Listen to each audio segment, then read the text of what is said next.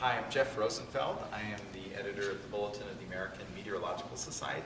And here we are at the AMS annual meeting in Phoenix, Arizona, and I am with Jack Williams, who is a special guest for a couple of reasons. One is Jack is a new fellow of the AMS, so congratulations, Jack. Thank you. And as the former editor of the USA Today weather page and author of the AMS weather book and other books having to do with weather, includes the hurricane book, if I remember correctly, Yes. and a lot of good reading for many readers of all stripes.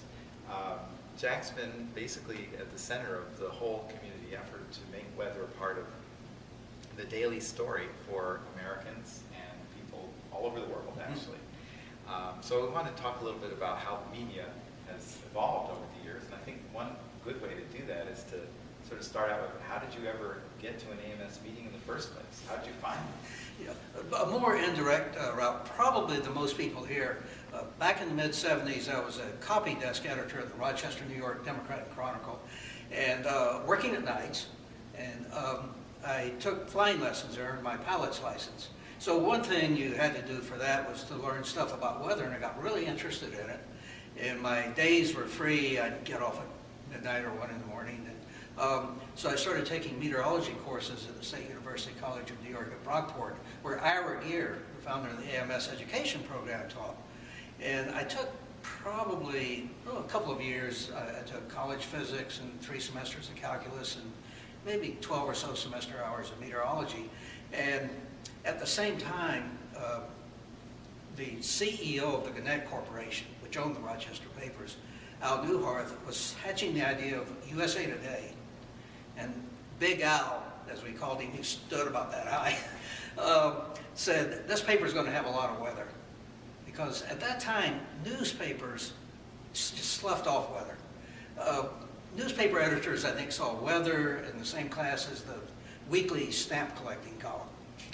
But Al grew up in South Dakota, and he knew people were really interested in weather. So anyway, as they were putting the paper together, somebody, I can imagine, said, hey, there's a guy in Rochester who knows something about weather. So they brought me down to Washington, and I worked on prototypes. And this all led to when USA Today launched on September 15th, 1982, I was the editor of the weather page.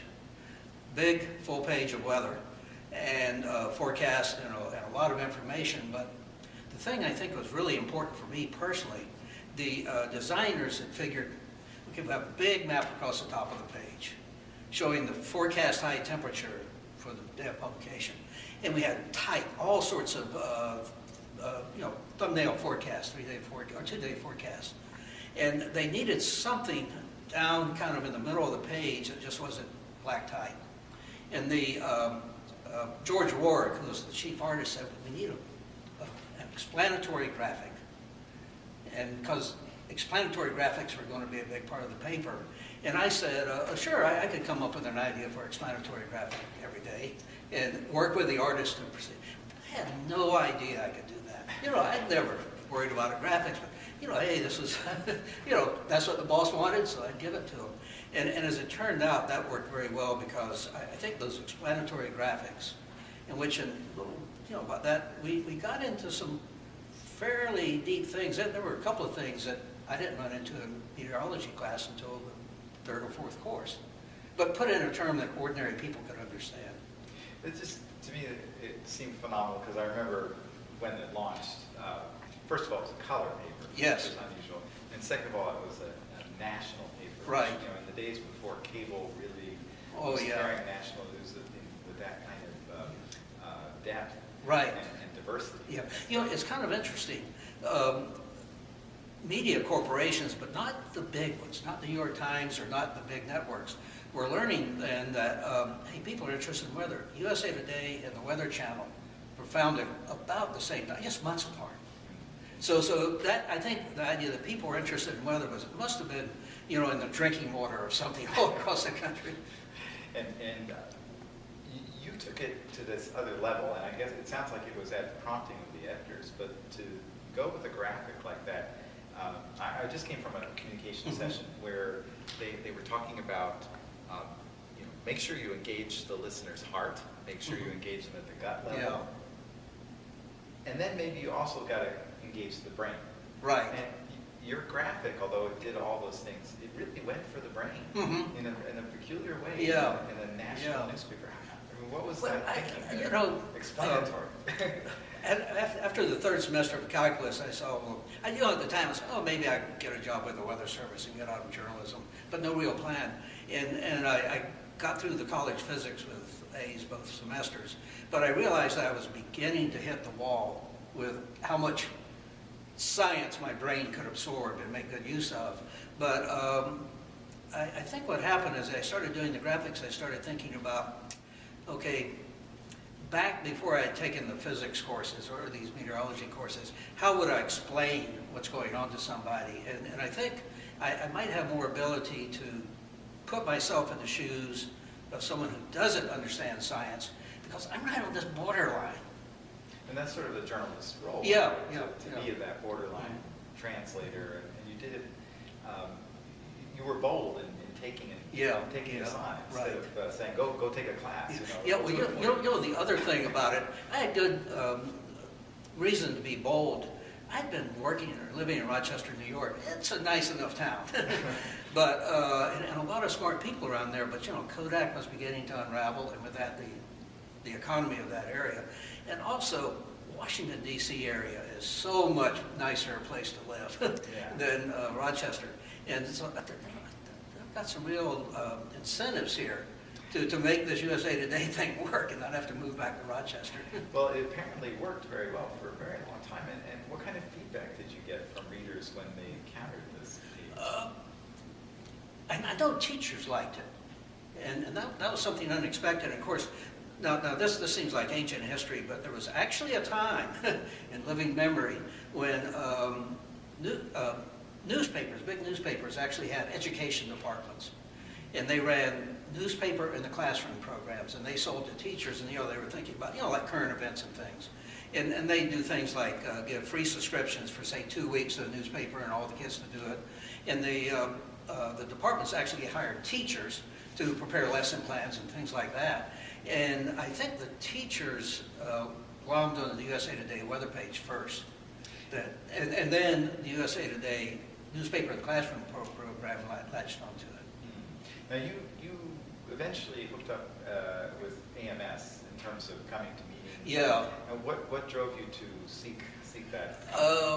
Just to learn more what's going on, and also Ira Gear kind of prompted. In fact, when I was still in Rochester working on the prototypes, I talked with him a lot about ideas, and he really helped inspire it. But he told me about it was an AMS convention in New Orleans.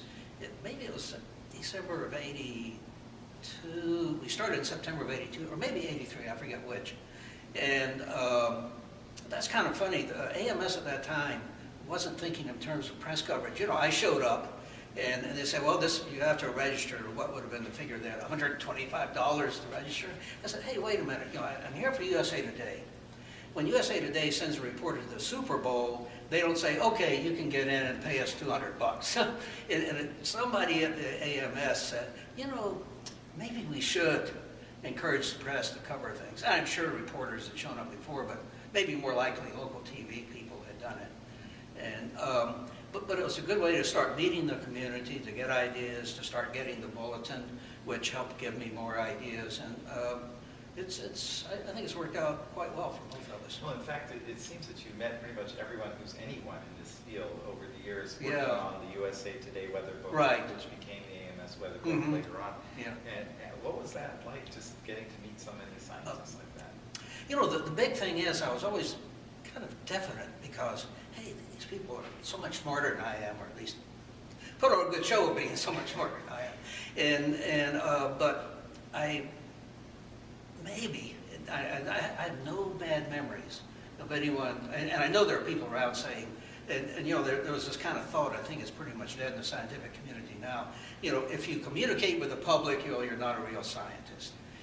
But I never recall seeing too much of that in the AMS. I'm sure there are people like that, but so I found the scientific community very welcoming. In fact, they seem to appreciate this big whole page of weather. That's bringing our science to more public attention than it's had before. So it's been very satisfying. Now, things have changed a little bit over the years, Mhm. and as you were pointing out to me earlier today, you just wrote an obituary. Right. And what was the obituary Yeah. about? Well, of course, an obituary, as everyone knows, when someone dies, you write an obituary. So I wrote an obituary for the full page of weather in USA Today. And I'm not bitter about that, and I think it's, and in fact, what I said, well, when we started USA Today, say you lived in, where do you live now, California? Yeah. And you were think back to 82. If you were there in 82 and you had to go, say, to Boston to meet people at the AMS office, if you did not have access to the teletype system that the Weather Service used to send information, or the DIFAX maps, probably your best bet would have been to call somebody in Boston and ask them what the local forecasters are saying so you know what kind of clothes to pack. And so the first thing the USA Today weather page was doing was to give that information, basic information that wasn't available. Now, of course, in fact, I think I said this in an obituary, if you want to know weather information, say for the South Pole, you can get online, and I know where to go because I like the South Pole. Yeah, I've been there. So, but you can fairly quickly get the latest forecast, the current conditions at the South Pole, and the forecast for the next couple of days. So, finding the forecast for Boston if you're in California is, that's trivial nowadays. So the main reason for having that full page of weather, it's just not there anymore, and like it used to be. And newsprint and printing color pages is expensive. And so but as I said in my obituary, may it rest in peace. It had a good life. So now they moved it inside. They moved it inside. Smaller, It's about a half a graphic. page. Yeah. And now they can sell ads on the back page of that section. And that's what amazed people in the beginning.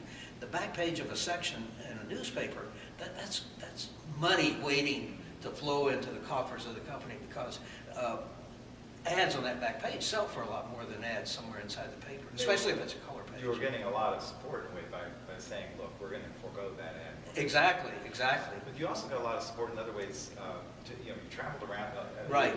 alluding to the fact that you went to Antarctica, Yeah. I remember. And what are some of the most bizarre or exciting things you did in terms of traveling for the newspaper? I'd have to say going to Antarctica tops the list. And the story about that is when I did the AMS weather book, I did profiles of scientists.